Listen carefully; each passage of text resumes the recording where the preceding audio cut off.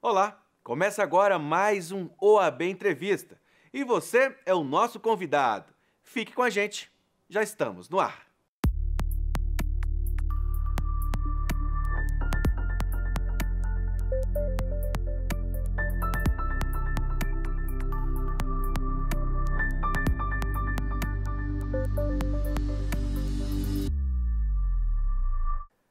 A Caixa Econômica Federal atendeu a uma solicitação feita pela OAB Nacional e informou que vai suspender a cobrança de tarifas sobre levantamento e transferências de alvarás.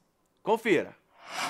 O presidente do Conselho Federal da OAB, Felipe Santa Cruz, havia encaminhado um ofício ao banco solicitando que a instituição adotasse medidas, abre aspas, de isenção das tarifas no levantamento, transferência de valores decorrentes de alvarás judiciais ou pagamentos, a fim de agilizar e diminuir os custos nesses procedimentos de recursos financeiros, adotando, entre outras alternativas, o meio de pagamento instantâneo brasileiro, o Pix. Fecha aspas.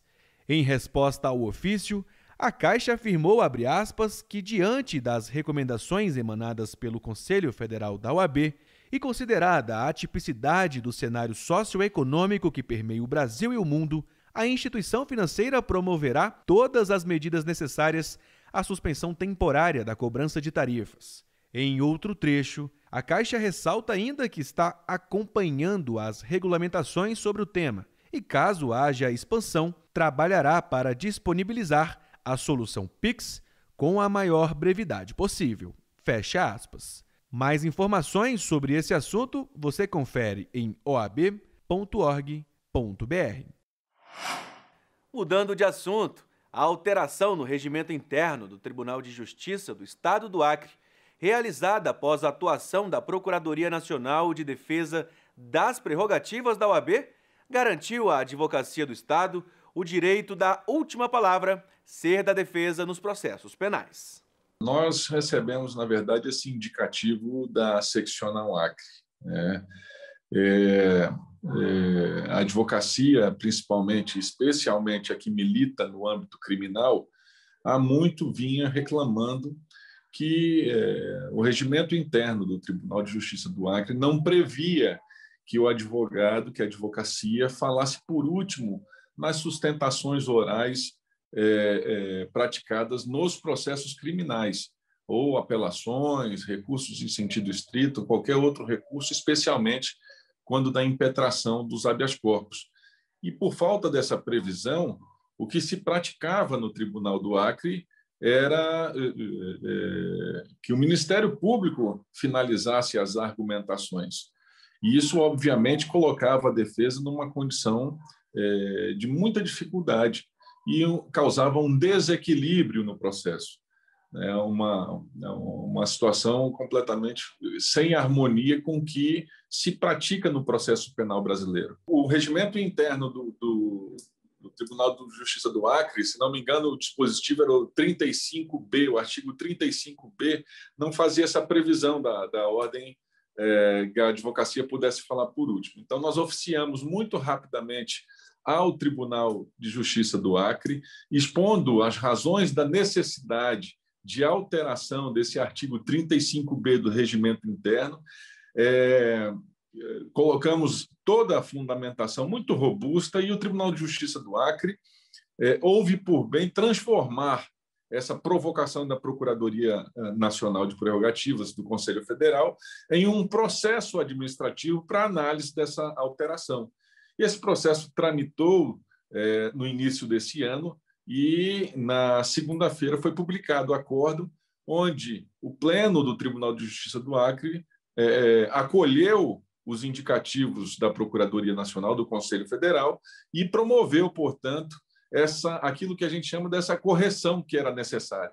Então, a partir de agora, através dessa atuação do Conselho Federal, nós tivemos um reposicionamento da ordem das sustentações orais, especialmente no âmbito criminal, como eu disse, em apelações, recursos de sentido estrito, todos os recursos da área criminal, mas principalmente em sede de habeas corpus. Doutor, a gente está falando da defesa das prerrogativas, que é uma das principais bandeiras da advocacia.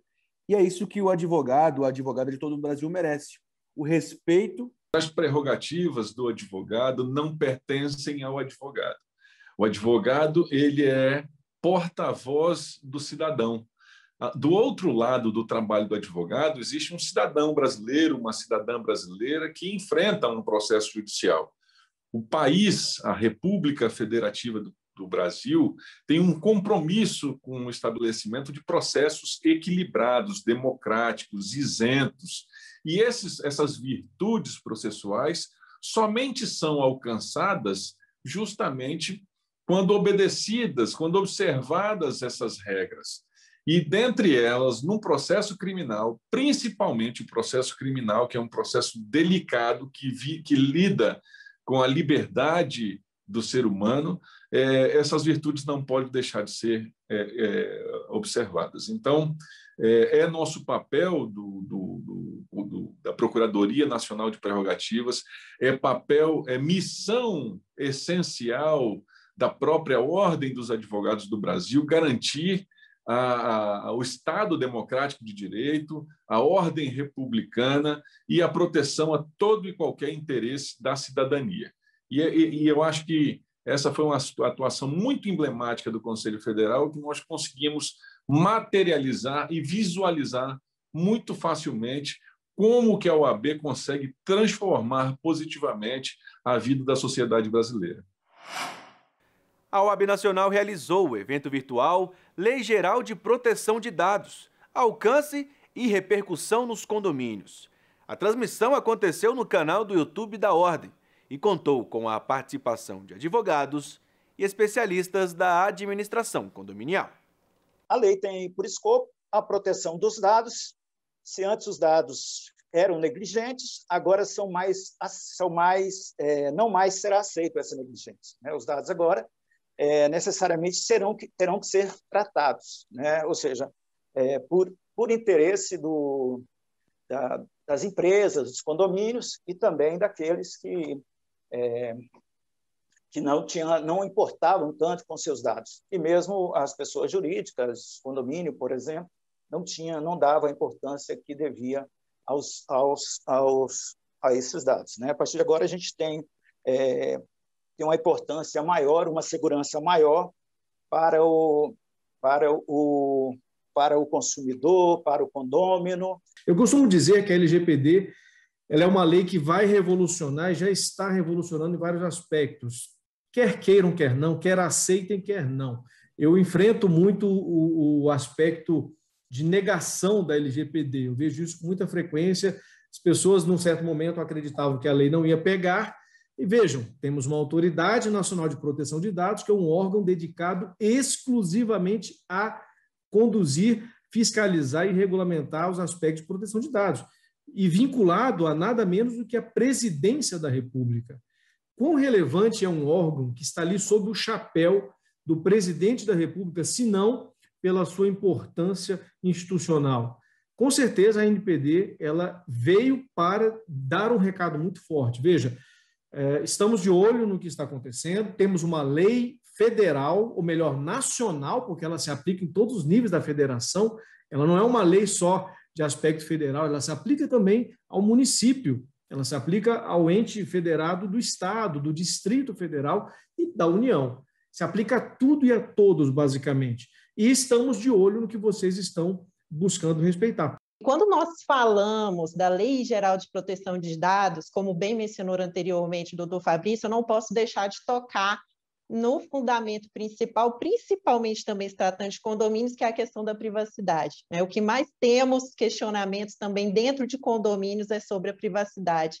E tem um conceito que quero aqui trazer à baila para vocês, que eu estava lendo, do Alan Westin, que ele é um jurista muito renomado e tem um livro que é o do Privacy and Freedom, privacidade e liberdade. Ele traz um conceito bem interessante do que seria essa definição de privacidade, eu gosto bastante. Ele fala: cada indivíduo ele está continuamente empenhado em um processo de ajuste pessoal, no qual ele equilibra o desejo de divulgação e comunicação de si mesmo aos outros, em função das condições ambientais, normas sociais estabelecidas pela sociedade em que vive.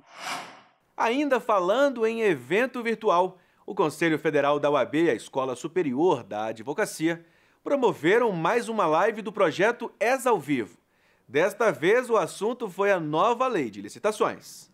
A lei 14.133 é uma lei boa? Não existe previamente uma lei boa. Depende de como ela vai ser aplicada na realidade prática. Ela pode transformar-se numa lei muito boa, como ela pode ser algo inútil que vai atrapalhar a vida do Brasil por mais um tempo, como se disse a propósito da Lei 8666. A Lei 14.133 é uma lei gigantesca, é uma lei cheia de novidades. Eu, como você disse, passei tanto tempo, quase 4 meses, trabalhando e estudando e lendo cada dispositivo várias vezes, e ainda estou aprendendo, e todos nós vamos levar um tempo grande para poder avaliar a lei. Ela tem novidades, muitas novidades. Essas novidades são boas? São novidades boas, merecem aplauso. Resta saber se elas vão resultar em efeitos efetivos de solução de algumas dificuldades brasileiras que são clássicas. De um lado, a falta de preparo, a falta de qualidade na contratação pública, e, no outro lado, o problema da corrupção. Isto são os dois principais aspectos a serem tratados. O diretor-geral da ESA Nacional, Rony Duarte, mediou o bate-papo. Eu queria ouvir, professor, um pouco a sua impressão acerca da nova lei sobre as vulnerabilidades que a nova lei traz para más práticas. Um dos remédios que o legislador entendeu cabível foi uma exacerbação radical do sancionamento. Ou seja, a Lei 8666 já trazia um conjunto de crimes no âmbito das licitações das contratações administrativas.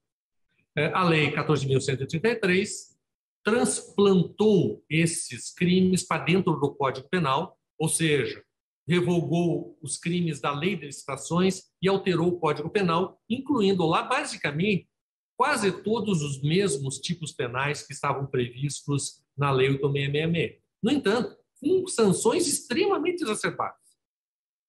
Houve assim quase uma triplicação das penas e das sanções existentes, de tal modo que uma prática como a apresentação de um documento falso dentro da licitação é quase tão grave quanto talvez mais grave do que lesão corporal.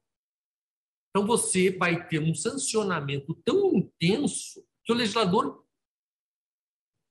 desejou que a ameaça da sanção fosse suficiente como um fator de desincentivo e como um fator punitivo.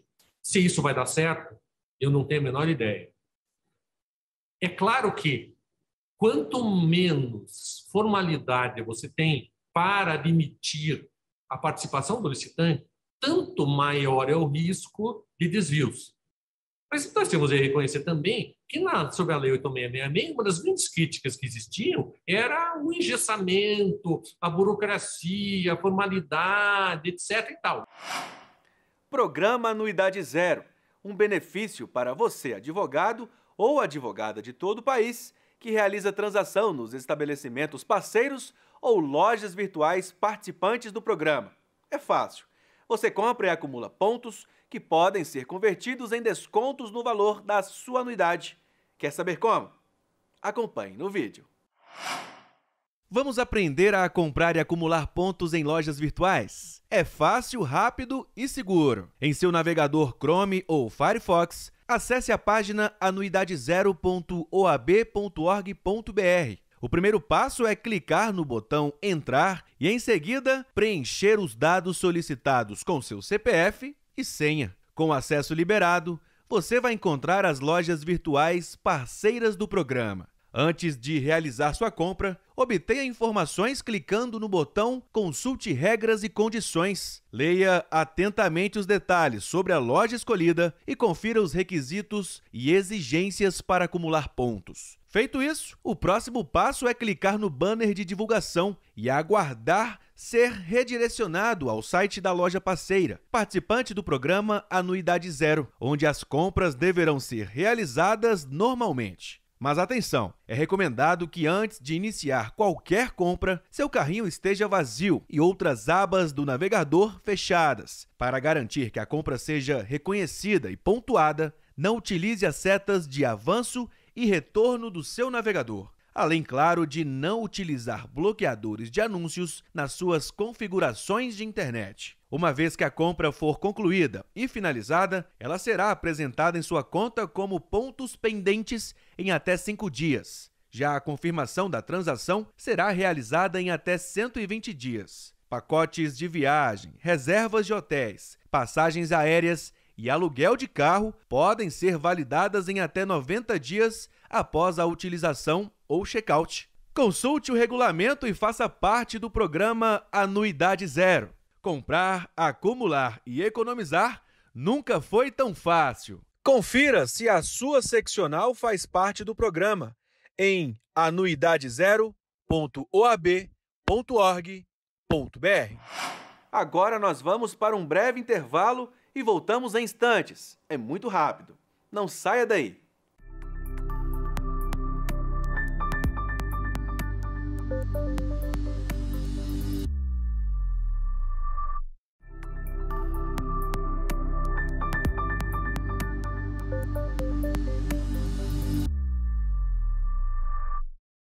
Voltamos. Obrigado pela sua companhia. O Ministério da Educação tornou obrigatório a disciplina de Direito Financeiro na graduação do curso de Direito. Desde 2014, a Ordem dos Advogados do Brasil tem se esforçado para incluir este conteúdo essencial na grade curricular. De fato, o direito financeiro, até os idos da década de 1970, era uma disciplina obrigatória para os cursos de direito. Depois, o direito tributário tomou essa posição, o direito financeiro se tornou uma disciplina optativa ou eletiva, facultativa, e poucas faculdades no Brasil, como a UERJ, a USP, a UNB e algumas poucas outras, ofereciam a disciplina como uma matéria obrigatória. E isso fez com que o direito financeiro acabou sendo esquecido. E o que nós percebemos no dia a dia da economia, do direito, dos julgamentos nas cortes superiores é uma ascensão da temática de questões orçamentárias, de questões de responsabilidade fiscal, enfim, o direito financeiro, ele nas últimas, talvez, 2 décadas, reacendeu a sua importância e o MEC hoje reconhecer a disciplina como obrigatória é um marco importantíssimo para a cidadania e também para o exercício profissional da advocacia, tanto nas cortes de contas, tribunais de contas da União, estados, municípios, assim como perante o Poder Judiciário, já que essas questões hoje têm sido demandadas diuturnamente. Essa decisão derivou de um pedido feito pela Comissão Especial de Direito Financeiro da OAB, que teve o apoio, inclusive, da própria entidade, da OAB Nacional, do Ministério da Justiça, da AGU e do TCU, correto? É verdade, é verdade. Na realidade, esse pedido, de fato, foi originário da Comissão Especial de Direito Financeiro da OAB Nacional, mas o primeiro pedido se iniciou no final do ano de 2014, a partir de uma carta que foi subscrita por uma série de professores de direito financeiro, carta essa que eu redigi, que eu busquei o apoio e as assinaturas dos grandes juristas do direito financeiro e tributário à época. Na época, essa carta, a primeira carta, houve o seu acolhimento pelo Conselho Federal da OAB. A OAB Nacional, então, oficiou ao MEC, mas, infelizmente, aquele primeiro pedido se perdeu no tempo e no espaço. E nós, então, na Comissão Especial de Direito Financeiro, que foi criada somente em 2019, nós refizemos o pedido, mas nós fizemos, na realidade, 2 pedidos. Um, para a Comissão de Estudos de Direito e para a Comissão para a Coordenação Nacional do Exame de Ordem, em relação à importância do direito financeiro, tanto para o currículo jurídico como para o exame de ordem. Por decorrência, veio um parecer favorável, aprovado pela OAB Nacional, e aí, então, nós pudemos, com base nos argumentos desse parecer, propor, então, pleitear, requerer ao Ministério da Educação a inclusão da disciplina Direito Financeiro dentro do rol de disciplinas consideradas como de conteúdo essencial e como sendo disciplina obrigatória no currículo dos cursos de graduação em Direito. Portanto, essa foi uma realização, sim, da OAB Nacional. Tivemos o apoio da direção da OAB Nacional, do presidente da OAB Nacional, assim como tivemos o apoio do ministro da Justiça, do advogado-geral da União, do Tribunal de Contas da União, que aprovou por unanimidade uma moção de apoio. Tivemos apoio também da Associação dos Tribunais de Contas, tivemos apoio também da Sociedade Brasileira de Direito Financeiro. Enfim, foi uma longa luta que, recentemente, teve uma materialização positiva com a publicação no Diário Oficial da homologação pelo ministro da Educação da alteração da resolução que trata exatamente das diretrizes curriculares do curso de graduação em Direito. Penso que não haverá a implementação de qualquer direito fundamental, direitos humanos, direitos sociais previstos na Constituição, se não houver recursos suficientes e bem aplicados, bem geridos, né, para atender a sociedade brasileira nessas demandas de saúde, demandas de educação, enfim. E o direito financeiro é uma importante ferramenta, tendo eu, ferramenta de mudança social, é um instrumento que todo gestor público ele deve minimamente conhecer. A Ordem realizou na última semana, no canal da OAB Nacional, no YouTube, uma homenagem ao renomado constitucionalista José Afonso da Silva, pelos seus 96 anos de vida. Uma especial alegria, os 96 anos do professor, nessa caminhada tão difícil desse ano, né? Esse ano que perdemos aí, ao longo dessa pandemia, mais de 400 mil irmãos brasileiros, e estamos todos muito esgotados de todo o sofrimento que nos cerca. É aquela famosa semente em algum canto de jardim, a semente da esperança que sempre insiste em brotar. Essa enorme trajetória de solidariedade, de empatia, de construção da igualdade, de busca por justiça, de esperança. Durante toda essa longa caminhada, o senhor ainda teve tempo de formar gerações como a minha, teve tempo de generosamente dividir a sua sabedoria, teve tempo de ser livre-docente da Universidade de São Paulo desde 1961, ou seja, não lhe faltou tempo e por isso o tempo lhe é tão generoso. Por isso o tempo lhe tem tanto respeito, é o mesmo respeito que todos nós, falo aqui em nome de 1.300.000 advogados, tenho certeza da gratidão de todos nós por sua trajetória e da esperança, certeza e alegria de saber que ainda vamos comemorar muitas primaveras de José Afonso da Silva nas próximas tenho absoluta certeza, com uma grande aglomeração dos seus colegas, para apertar sua mão livremente e lhe dar um abraço afetuoso que hoje eu faço através da tela fria desse computador. Parabéns, professor. Eu sempre aprendi muito com os meus amigos. É verdade, eu vivia nesse lugar pequeno. Fui sim, alfaiate, fui para a faculdade, entrei na faculdade como alfaiate. Fui alfaiate até o 2º ano. Fiz o meu terno de formatura e fiz o meu smoke de formatura e tenho muito orgulho disso. E tenho orgulho